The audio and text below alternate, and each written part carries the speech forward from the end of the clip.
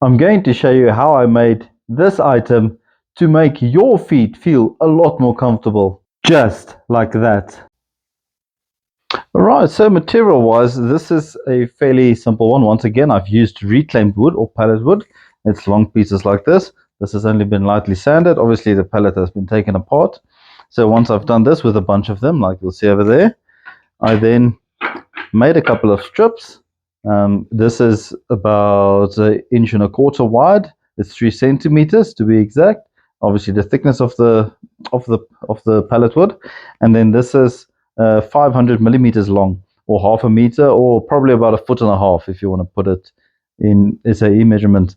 So I made of these 6 cuts like this, obviously different colors and so on. I will sand and round them over a bit later, just cut from the pieces of pallet wood now. I then only took 2 more pieces, once again 500 millimeters wide, or about 1.5 feet. This is not yet sanded or anything. The width doesn't really matter. It's all about the same. I just kept these 2 apart. I then only took 2 more pieces of the pallet wood like this. This is 30 centimeters long, about 1 foot long, the width of the plank itself. I then on the top side of on one side, a bit less than 1 inch, this is 20 millimeters, and on the bottom side on the other side, once again 20 millimeters. And all of that then was I cut this into 2, making basically 2 wedges. Now obviously I made 2 of these, like you can see over here. There's another one. Now the main idea of the whole setup is to take one of the 2 wedges, let's put one aside like this, put them with the thicker side, higher side at the back, put them 500 millimeters apart, and then take these 6 pieces that I've cut, space them out evenly throughout. Obviously, once again, like I said, this is going to be rounded over, so they won't be sharp and hurtful when you use them as a footrest, but it's going to look something like that. Now the idea is this is going to be the top part of the whole setup. So let's put this aside for a moment, and then with the other 2 wedges that I've made, once again with the same procedure, I'm merely going to put these, let's not start, the 2 extra longer pieces that I cut, the 500 more pieces like that. These 2 wedges are going to be placed on top of them like this, one on each end, nothing complicated. They will be attached with glue and with screws at the bottom. And then this setup, the one that I showed you previously, will then be put on top of these like so, one on each side, and obviously then these will be attached to the inside parts like so. Now the main idea is that the front part of these 2 wedges, if I can show you from close on like this, will be drilled a hole through both, and they will be kept together with a bolt and nut, obviously not tightened, so this is able to swivel like such. And once that is done and these things are on top, the idea is that this will be able to swivel up and down at the back side like so. Let's put this one on the back to make it a bit clearer. We're able to swivel up and down like so. Now how I'm planning on doing that is, obviously you've seen the front part is going to have a bolted nut to keep it together at the bottom here, or at the front. In the back side, I'm going to make a groove in the one end with either a router or a saw, whatever you've got, and on the other side only drill a hole. And then I will put a nut on the one side here on the groove, and a bolt on the other side, a thumb bolt, which you can loosen and tighten with your bare hands, tools required. And once this is then to the desired height, you can merely lock it from the outside on both sides, and the footrest will be at the desired height. So with the basic explained like that, let me start sanding these pieces, rounding them over, and then putting them together so that we can get this thing working. Okay, well guys, there we go. I've had this assembled, so like you can see now, I've done the horizontal and the vertical parts a slight bit of a different color. The horizontal ones, I've decided to go for a darker ebony stain, and then the horizontal ones like this, I've only gone for a teak oil treatment, or a teak stain basically, to give it a bit more of a hardwood natural effect. Also, you'll see on the upper side where I drilled the holes on top, I've put in a T-nut on the inside. Obviously that is one on each side, like you can see over there.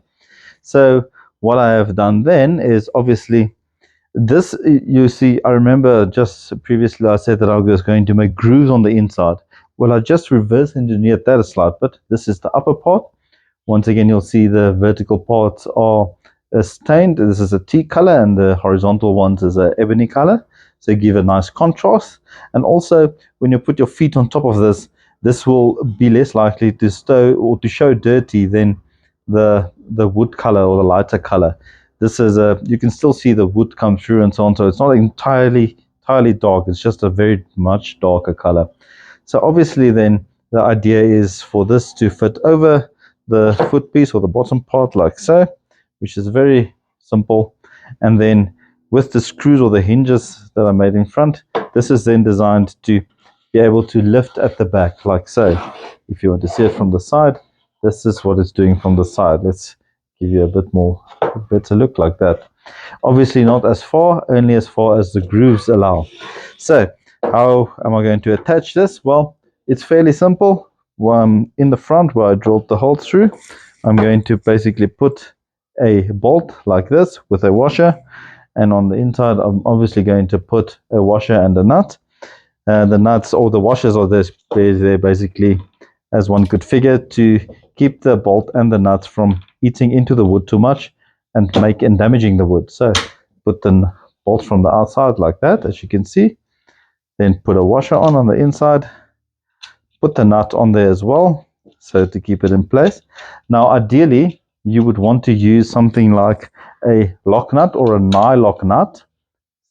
Tighten this slightly with the Allen key to keep it in place so that it doesn't come off. Now, obviously, you're not going to be moving this up and down tremendously a lot all the time, but it's just so that it doesn't get lost. Just put one on the other side there as well. So if you do not have a lock nut or a nylock nut, you can also consider using only a drop of glue, super glue or something like that, or epoxy glue on the nut before you screw it on, and that would keep it from unscrewing or becoming loose. If you do not have either of those options, what you can do, like in my case, what I plan on doing here, is since you have a bit of thread left on both sides of the bolt, you can just put another nut on there, and you can lock the two nuts against each other, and that will also prevent the nut from coming off and the bolt falling out. Now, apart from this being an Allen key bolt, number one is this is what I had on hand of this specific length, so I didn't have to go buy any other bolts. And secondly, it just looks nicer aesthetically compared to a normal hexagon bolt. So on the other side then, you can see through the groove here that I've made, you can see the T-nut on the inside, which is the threaded part. And then obviously from the outside, I'm going to use one of these bolts with a knob on the end. This is extremely cheap. This is probably a couple of cents, maybe in South Africa a couple of rand, but very little. This is like small change.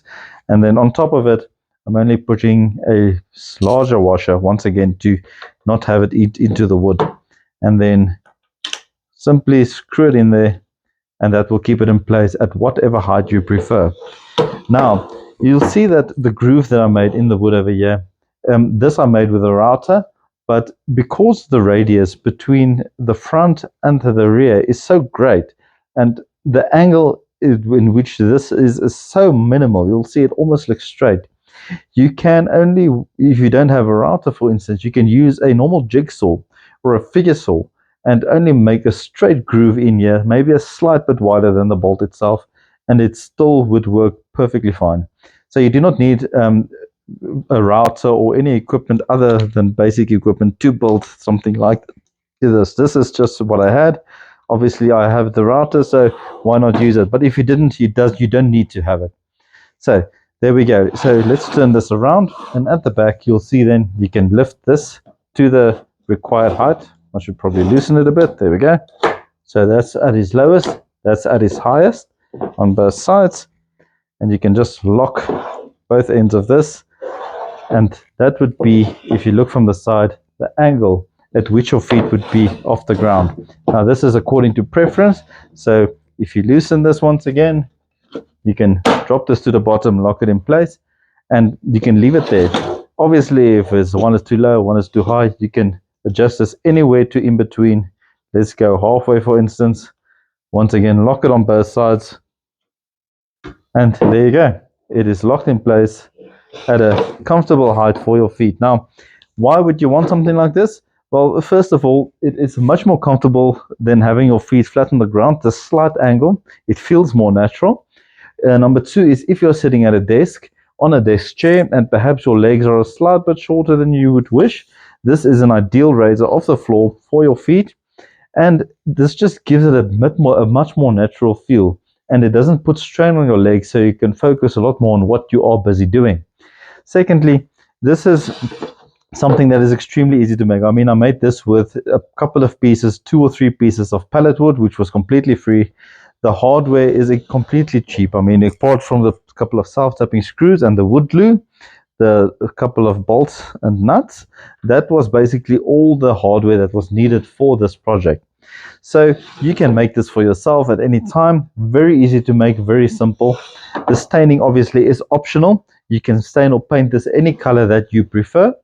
And once you've got this, you will not regret it. Now you can make it for yourself. Once again, like I said, you can make it to sell for your business, or you can make a business out of something like this, which is woodwork or just as an end or anything really. You can give this to a gift for people at work, for whoever, family, friends, anyone of the sort that would appreciate this. This is a very nice, easy to make item, and it does not cost a lot of money at all. So if you do like this project and you do like some of the other videos and projects that I've made, be sure to like this video. Also subscribe to my channel if you have not done so yet. If you wish to support my channel, please also have a look at the super thanks icon down below. So until next time, thank you very much, guys.